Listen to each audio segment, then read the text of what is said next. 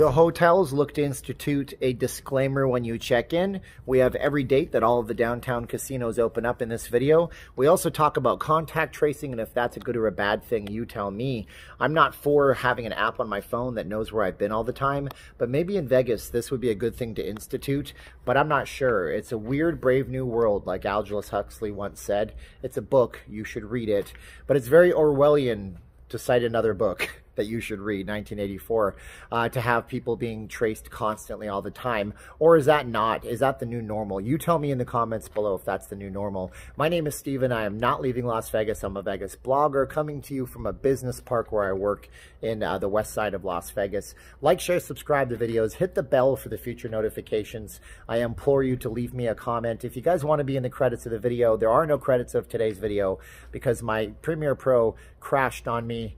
I need a better PC, but I'm working on that too to make better videos for you guys. New cameras, new gears, new videos, new version of Vegas, and a new renaissance of Las Vegas. That's where we are at. But I'll make it up to you. If you're on the Patreon, I'll throw you guys a good coupon code that you guys can use for merchandise or something. I'll post some more photos if I can. Like, share, subscribe, hit the bell for notifications. Patreon's there. Facebook group is free. My wife sells face masks at vegasfacemask.com. I'll put that in this video. You guys can get 2 for $25. Handmade, won't hurt your ears. No annoying nose clips, all that good stuff. But we have to talk about when the casinos open. We have to talk about contact tracing. We have to talk about all that stuff because there's a lot to unpack here in this video today, as they say in those other popular YouTube blogs. There's a lot to unpack here, people. First of all, we'll get to these hotel openings in just a minute. The casinos are trying to institute a waiver when you check in. Is this a good thing or a bad thing? They're trying to make it so you don't have to feel like they're police stating you. You don't have to feel uncomfortable when you do it, but they are trying to cover their behinds. They're asking you questions like, where have you been? Have you been in contact with anybody who is sick? Are you sick? What kind of person in their right mind is going to say, yes, I'm sick right now? Like me, I'm a little sick in the head, I guess. That's what some people say. But you know what? I don't think anybody's going to answer honestly. But it does give them a layer of protection, of indemnity, I think is the word I'm looking for when people try to sue them for that person that got them sick at the property, and they say that person is the person that you have to deal with because if they were sick, they lied on this form. Of course, you could be asymptomatic as hell. So I don't see how any of this makes any sense. It seems like a complete moot point. Seems like something that the lawyers at the casinos are going to do that might diminish the Las Vegas experience.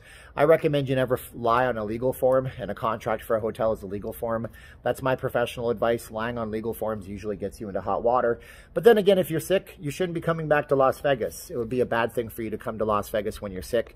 But if you're asymptomatic and you don't feel sick, you see the fine line we're walking here, right, people? It's a difficult nut to crack on this one. You tell me in the comments below if you think it even matters at this point.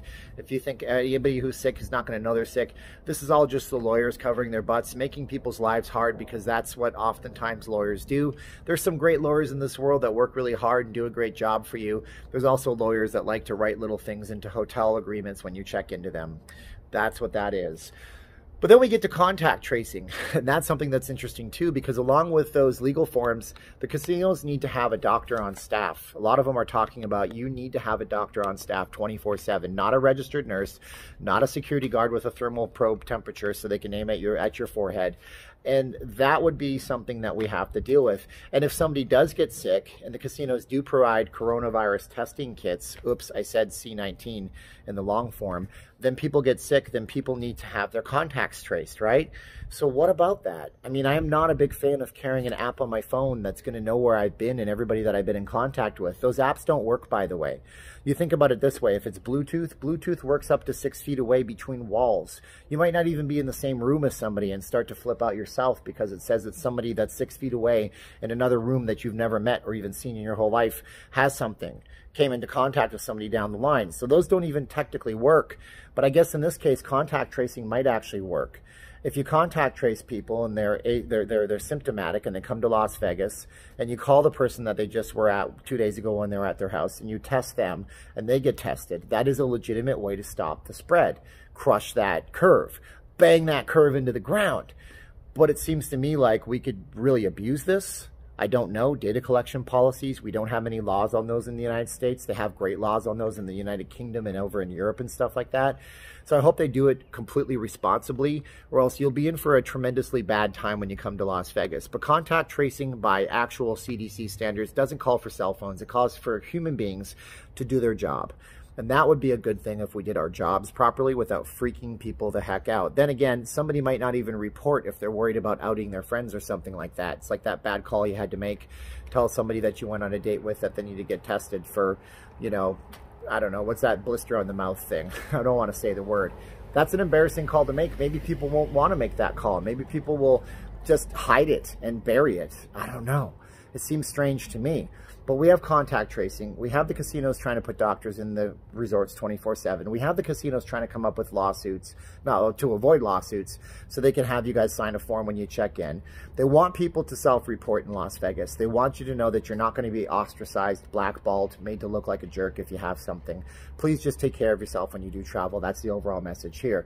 Speaking of those resorts, we have to talk about the downtown casinos right now before this video gets too long and my phone gets too hot, because it's already nearly 100 degrees out here this time of the year. We have the downtown hotels, and we have the times when they open, and not all of them are June 4th. A lot of Vegas bloggers are telling you everything's June 4th.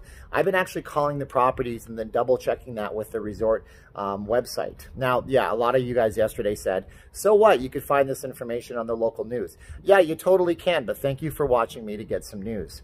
That's like saying to Fox, so what? I can get that on CNN, or calling CNN and saying, I don't care, MSNBC reported it. Come on now. We have June 3rd for the Golden Nugget. Golden Nugget is one of the early ones. We'll get to another early one in a minute after we talk about the June 4th ones.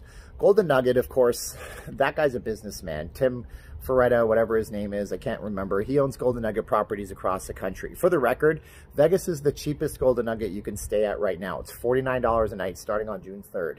Now, the reason I think they're opening on June 3rd is because they're banking really heavily on June 4th being when the slot machines are turned on. If the slot machines are turned on at 12 o'clock midnight on the 4th, just like they were turned off originally at midnight, then that means that they're going to be able to start collecting gambling profits, gaming profits, slot machine profits right on the night of the 3rd, technically the 4th. And I think they are banking on people being so hungry to game that they want to show up early in Vegas, see what it looks like shut down, and then game a little bit. That would be pretty cool. The rest of the properties that we have, though, we have the Cal, we have the Fremont, we have the Main Street Station. Those are all actually owned by Boyd Gaming. Their plans are all for June 4th. Check in on June 4th, get into your hotel. You can already gamble a little bit while you're waiting for your room to be ready. Some restaurants will be open too, and that's a good thing too.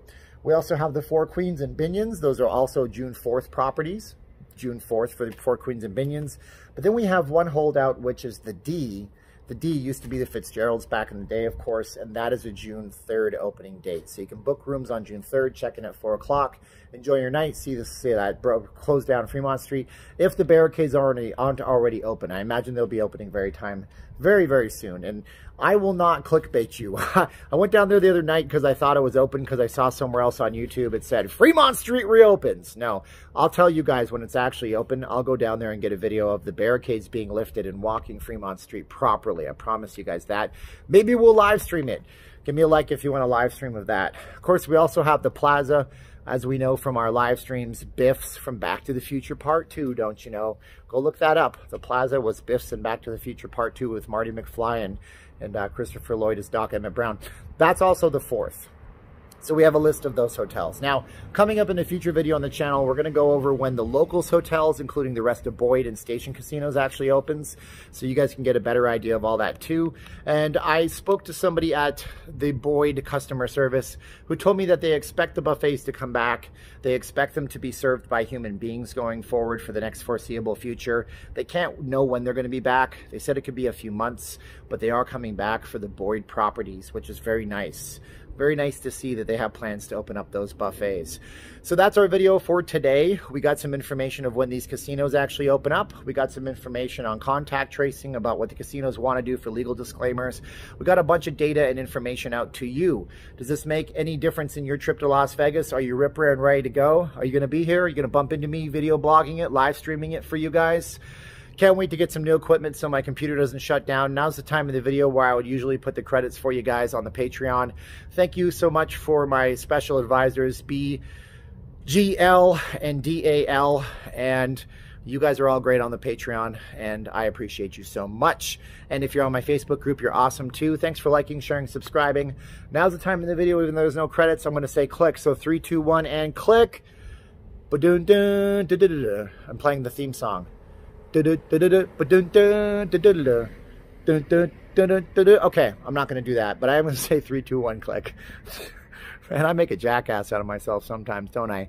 3, 2, 1, and click.